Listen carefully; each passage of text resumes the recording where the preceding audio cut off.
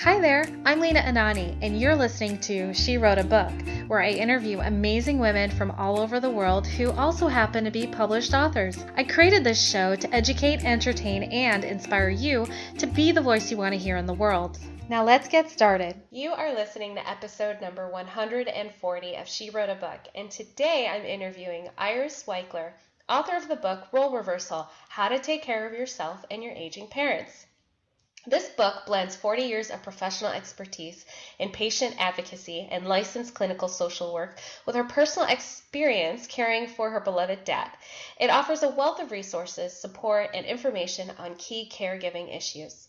Iris Waichler has been a patient advocate and licensed clinical social worker for 40 years, working with people with catastrophic illnesses and counseling them and their families. She is an award-winning author and does freelance writing on healthcare-related topics as well. Again, her book is called Role Reversal: How to Take Care of Yourself and Your Aging Parents. You can find the link to purchase her book in our show notes for this episode at SheWroteABook.com/140. So Iris, it's such a pleasure to have you as a guest. My first question for you is this: what inspired you to write and publish your book? It's great to be here, Lena. The reason that I wrote the book was I just thought my dad's story was really interesting. He was literally a caregiver from the time he was 6 years old. And I began to write it, but I also began to realize as I talked to other people about the book, there are so many people that are out there and they're finding themselves all of a sudden with the fact that they had to take care of their parents and not knowing what to do. So I decided to blend my father's story, which is really inspirational, about how he grew up and how he helped people, and he was also a soldier in World War II. I was lucky enough to get his autobiography. He had written that, and I incorporated his words in the book. And then I used my professional experience to give people a host of resources and a lot of information on key challenges and giving them tips about how to manage a situation that's really tough for a lot of people.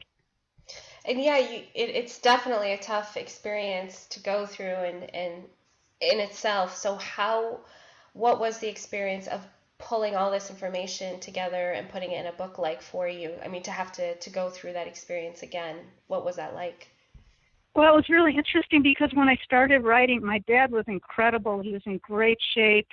He was 92 and doing really well. And so I wrote it at a time when he was doing great. And then all of a sudden, at age 96, he got simple pneumonia, and with many other people, it cascaded into a host of other medical problems, and he died 3 months later. So it became a really emotional journey. It went from being a sort of a happy, inspiring story to a story about how I helped him die with dignity. I did find during the course of writing it, I was in the middle of writing it, that when he did get sick and he died, I really couldn't write for a good 3 to 4 months. I had to sort of work through some of that grief and loss because it was so sudden. And then I just picked up and I was able to finish the book. I really enjoy blending the personal stories because there's a lot of humor. My dad was a really funny guy, and there's a lot of funny stories in there. It's not a depressing, sad book. It's an upbeat book, and there's a lot of lessons to be learned in my experience in taking care of them. I really feel like there's a lot of universal issues that I experienced that others will relate to. Definitely relatable stories. And you mentioned that there were months of grieving that came right afterwards. From that grieving experience, were you able to pull more information from that experience and put that into the book as well?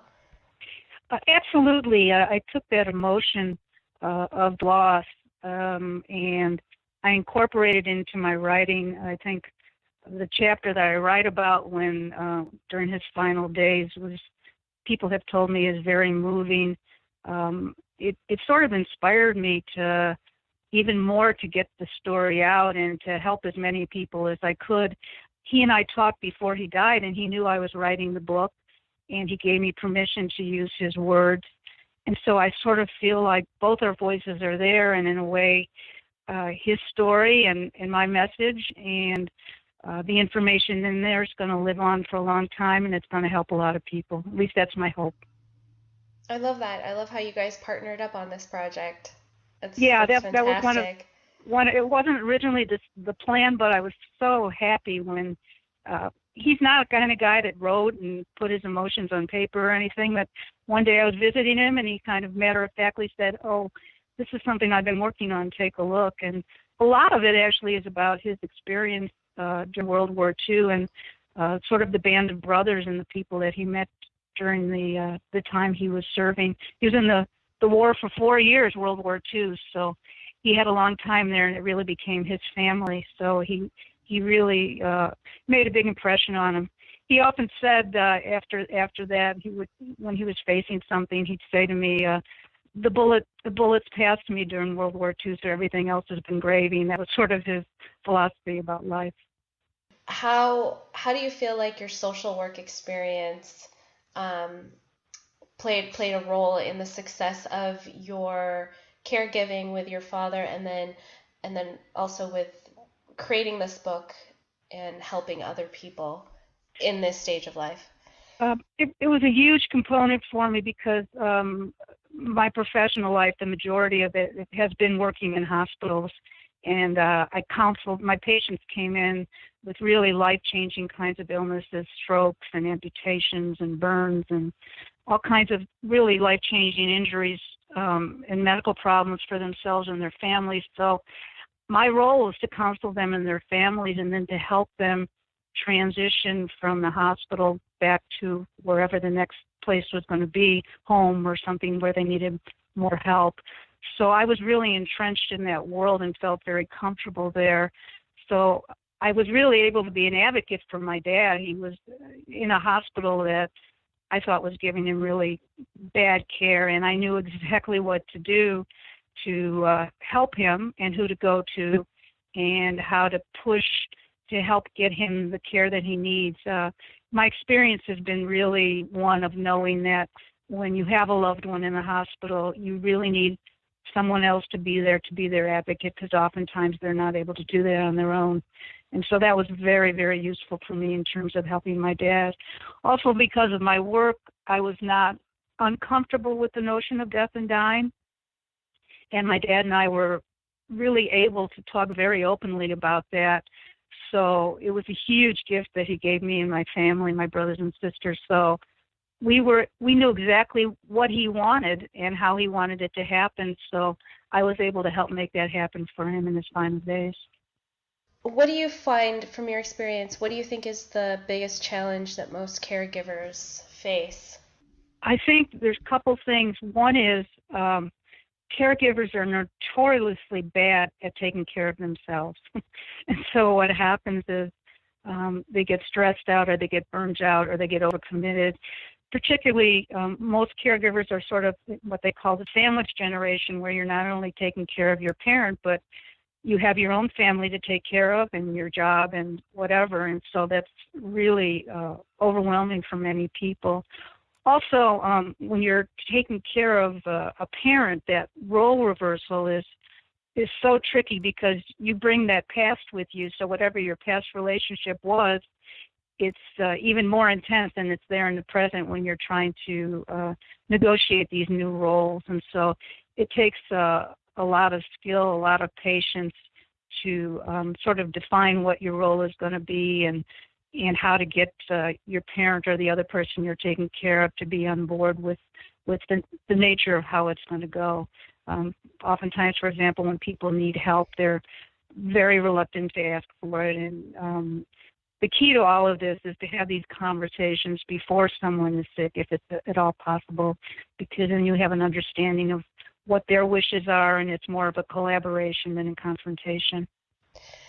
And I think your book title is perfect. I mean, that name, role reversal, just the I would love to hear you talk a little bit more about role reversal in that sense, and what was the biggest challenge for you when you first noticed, or maybe the better question is, what was the moment when you noticed, the first moment you noticed that role reversal starting to happen?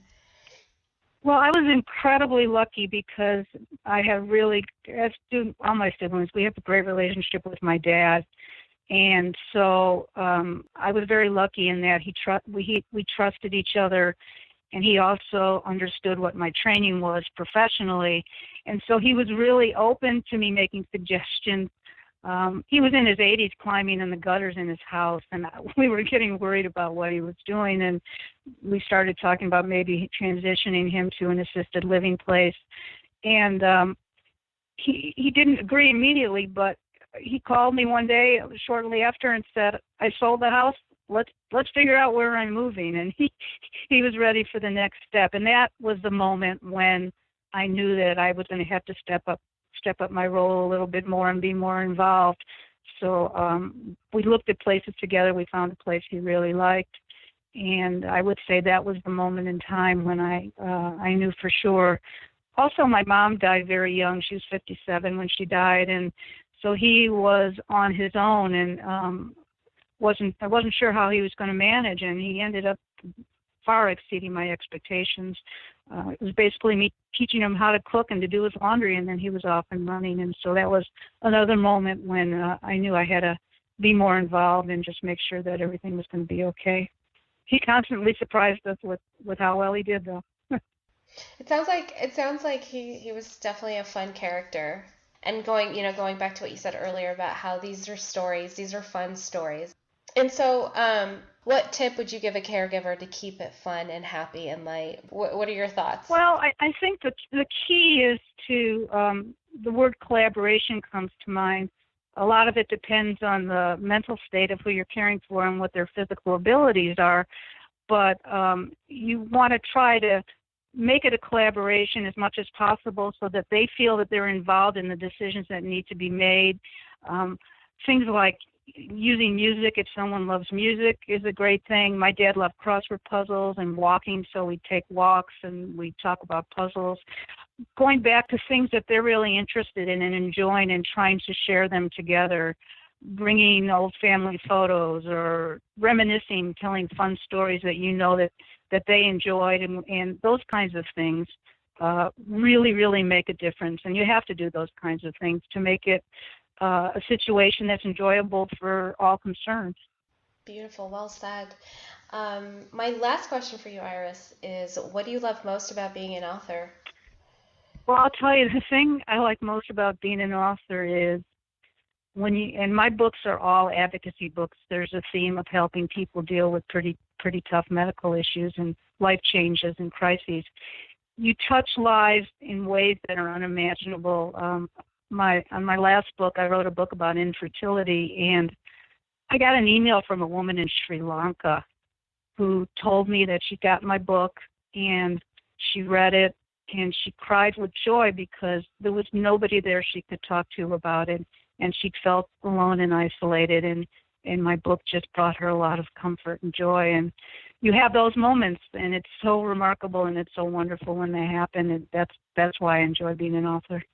Beautiful answer. I love it. Well, Iris, thank you so much for being our special guest today. We will have a link to your book in the show notes for this episode, and our listeners can find that at SheWroteABook.com/140 to learn more about our author and her inspiring book.